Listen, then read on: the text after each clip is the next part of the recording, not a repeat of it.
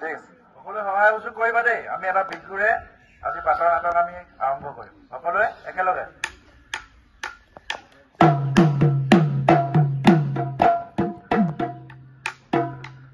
কাশী ৰঙা বৰ ধুনীয়া একোৰে নাই তুলনা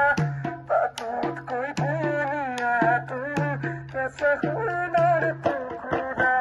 কাশী ৰঙা বৰ ধুনীয়া একোৰে নাই তুলনা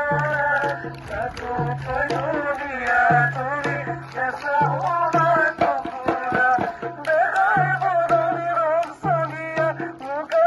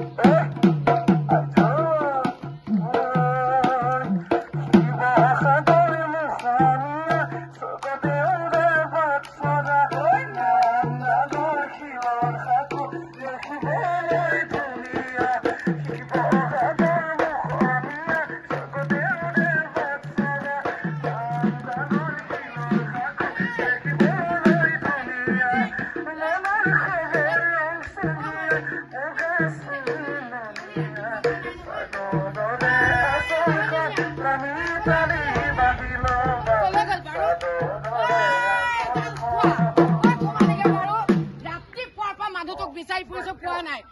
কলে গলি বাৰু দাইটি মই মানুহটো দেখিছিলি নেকি বাৰু হয়নে ৰাতিপুৱাৰ পৰা বিচাৰি ফুৰিছো কি কবি আৰু বুজিছ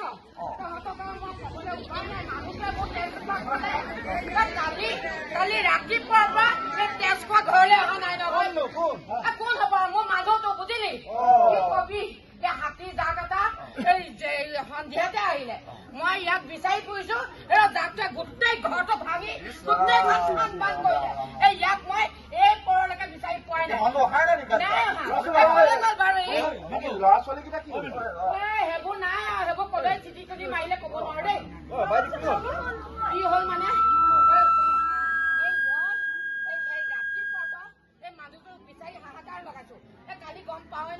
হাতী জাক এটা আহিছিলে আহি চিধাই যোৱা বছৰ খেতি যিখিনি ধান আছিলে এই সোপাটো গোটেই সোপা খালে আৰু এইবাৰ আনি কেইটামান আনি ঘৰত থৈছিলো মাত্ৰ কালি সন্ধিয়াই হাতী জাকটো আহিলে গোটেই তাবোল গোলকে ঘৰটোও ভাঙিলে ধানকেইটাও খালে বুজি এই হতাশী হোৱাটো কতনো মৰিবলৈ নাই নাই এটা কথা নহয় বাইদেউ আমি মানে এই হাতী আৰু মানুহৰ যি উপদ্ৰৱ মানে কৈছা মানুহৰ ওপৰত তাক লৈ পিনি আমি এখন ৰাজহুৱা সভা মানে আহ্বান কৰাৰ কথা আছিলে আজিয়ে গতিকে এই যুগলটো আহি পোৱাহি নাই নহয় হেল্ল' যুগলে সোনকালে আহক ইমান দেৰি কৰিছে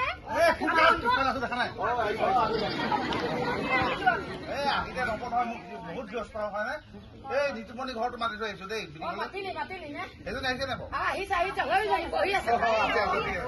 ঠিক আছে এতিয়া কথাটো হৈ গ'ল শুন সেইটি কবা আহিল তই কবা আহিলি মানে নকবি আৰু বোপাই তোক নাই পোৱা কাৰণে মই গোটেইখন হাহাকাৰ লগাই ফুৰিছো মানুহটো নাই নহয়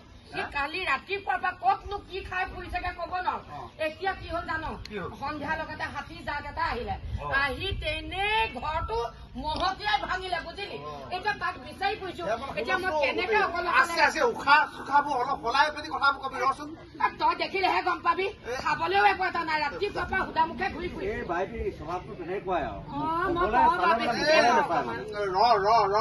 হাতীয়ে ঘৰ ভাঙিছে হয়নে ভাঙিলে আকৌ যোৱা বছৰ আমি বনাই দিয়া ঘৰটোকে ভাঙিলে সেইটোও ভাঙিলে বুজিলি এতিয়া কথাটো হৈ গ'ল আমি আজি যিখন মানে বিষয়ৰ ওপৰত আমি যিখন মিটিং দিছো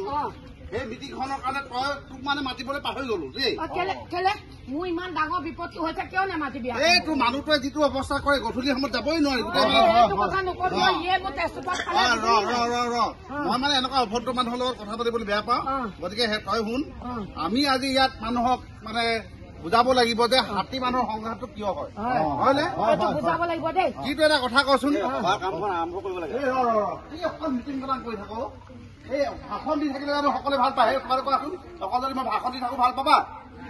অকণমান আমি কিবা এটা কৰি দেখাব লাগিব খালি মেইন মেছেজটো হ'ব লাগিব যে আমি হাতী মানুহৰ সংঘাত কেনেকৈ নিৰ্মূল কৰিব পাৰি ঠিক আছে আৰু তহঁতিটো জানোৱে আৰু ভাল পায় গোটেই পৃথিৱীয়ে জানে ঠিক আছে মই নাটক কৰি ভাল পোৱা মানুহ মই ভাওনা কৰি ভাল পাওঁ ঠিক আছে আমাৰ গাঁৱৰ মানুহবিলাকে ভাওনা ভাল পায় নে নাটক বেছি ভাল পায় একেই বাৰু ভাওনা কৰি দেখালে ভাল হ'ব হয় নাই এতিয়া কথাটো হৈছে আমি ভাওনা কৰি দেখাব লাগিব কিন্তু ভাওনাত কিন্তু তহঁতে মোৰ লগত যে ভাওনা কৰা হিচাপে তহঁতি কৰিব লাগিব তাৰ কাৰণে সিহঁতি তোৰ বহুত দুখৰ দিনতো তই কিন্তু অকমান ৰাইজৰ কাৰণে অভিনয় কৰি দেখাব লাগিব তই জীয় হৈ থাকোতে মোৰ লগত কিমান কৰিলি ঠিক আছে কিমান কবলৈ যাওঁ নাহা যা হয় নে তাই শকত হ'ল খালি দিয়ে নহওক এতিয়া আমি ভাওনাখন কৰি দেখাম কিন্তু মই চৰিত্ৰ মোক বিলাই লওঁ আৰু মইতো সদায় মানুহটো ওপৰত থকা মানুহ মই কি হ'ব লাগে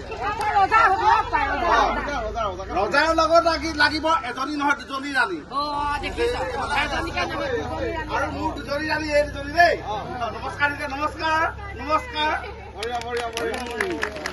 মোৰ ৰাণী দুজনী মৰম লগা হয়নে ৰাইজ হয়নে একেবাৰে পায় গোটেইজনী এইফালে দুজনী মোৰ ৰাণী আৰু এটা মস্ত হাৰামী কটীয়া চুৰি নাইকিয়া এটা মন্ত্ৰী লাগে এই চাই লওক কোন আছে আৰু ইয়াত চাই লওক